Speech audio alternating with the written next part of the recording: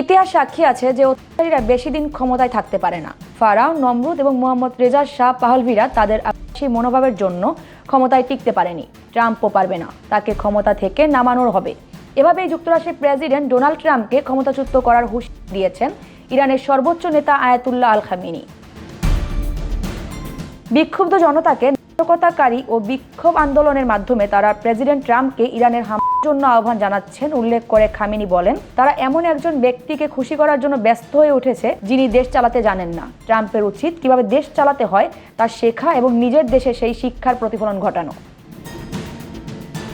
আন্দোলনের মাধ্যমে সরকার পতন ঘটানো যাবে না মন্তব্য করে খামেনি বলেন, সবারই জানা থাকা উচিত যে এই ইসলামিক প্রজাতন্ত্র লাখো লাখো সম্মানিত মানুষের রক্তের উপর প্রতিষ্ঠিত হয়েছে। নাশকতাকারীদের তৎপরতায় এই সরকারের পতন ঘটবে না। এদিকে ইরানের মুদ্রার ঐতিহাসিক দরপতন ও মূল্যস্ফীতি প্রভাবিত করছে জনজীবনকে।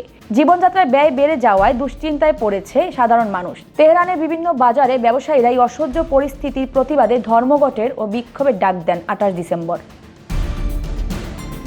অন্যদিকে কয়েকদিনের মধ্যে ইরানের সব শহর গ্রামে দাবানলের মতো ছড়িয়ে পড়ে বিক্ষোভ এবং দিনকে দিন বাড়তে থাকে বিক্ষোভের তীব্রতা। বর্তমানে পুরো দেশকে কার্যত অচল করে দিয়েছেন বিক্ষোভকারীরা।